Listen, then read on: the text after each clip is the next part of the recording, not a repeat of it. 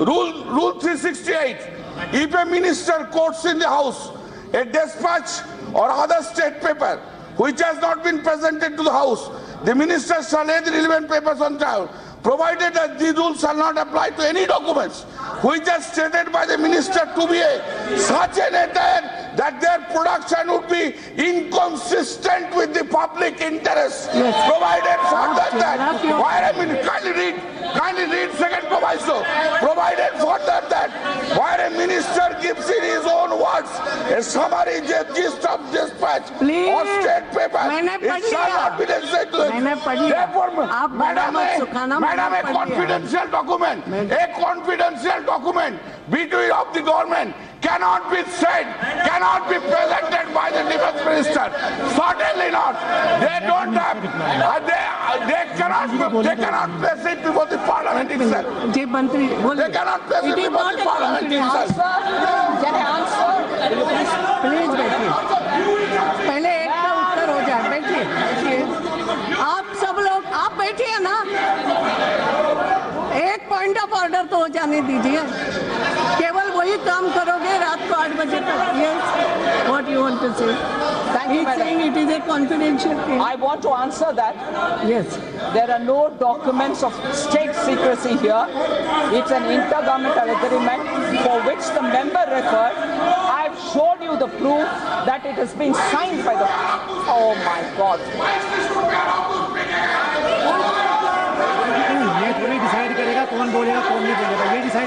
Nobody will speak now.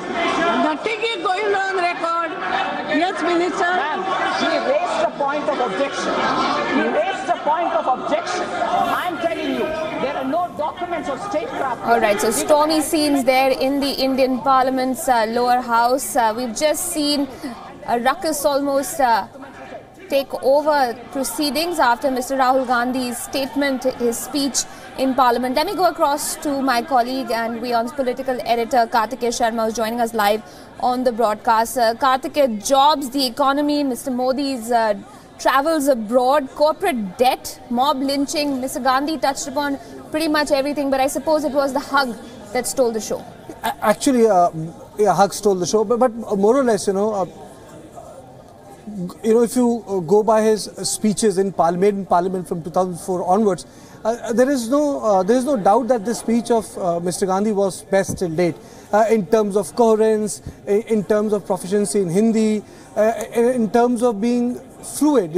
Most of the time, if you remember, Aisha, generally people do have the they do have papers in front of them for long speeches, but I think he spoke extempore. That's number one.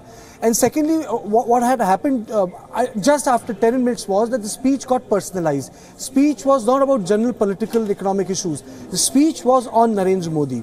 But even that, because there was a commotion, you would remember, and then the House got adjourned and came back, I think he actually took the Treasury by surprise by walking up to them. People had this idea when he said, even to use the word Pappu, that way, the whole speech was created that sort of effect that, there's an underdog in, Lok Sabha, and he's trying to make a point against Prime Minister Modi. But by saying that we will convert, we will make you part of our larger Congress family, people thought it would stop there. But he actually got up, went up to the Prime Minister and hugged him. And the camera and the cameras, the photos actually don't lie.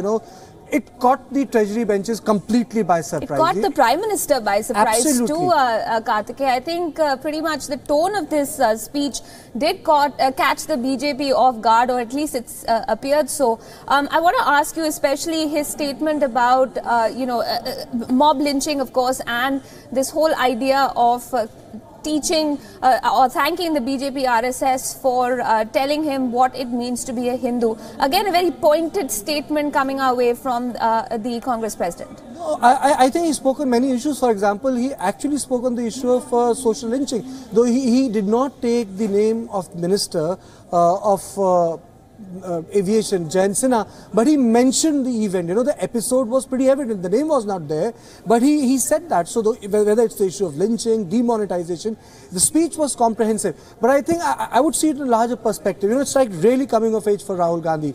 For him to come up with a speech like this in context of Narendra Modi, who is very fluent, very fluid, very eclectic when he speaks, both in rallies in person.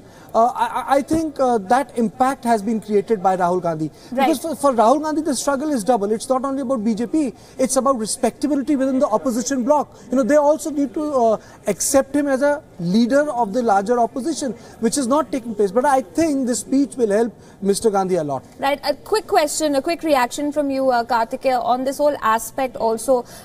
You know, he's often called Pappu. The fact that he took that upon himself. He said, yes, I have, you know, been branded this nickname by a number of people. Also, his oratory skills today, was he literally taking a page out of the Prime Minister's book and, you know, using some of the skills that Prime Minister Modi is often celebrated for?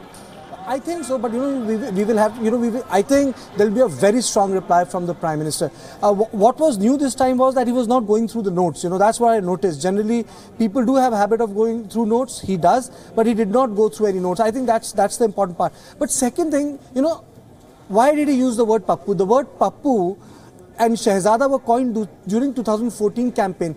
Congress could not combat it then. I think what you cannot combat by an argument, sometimes humor does it.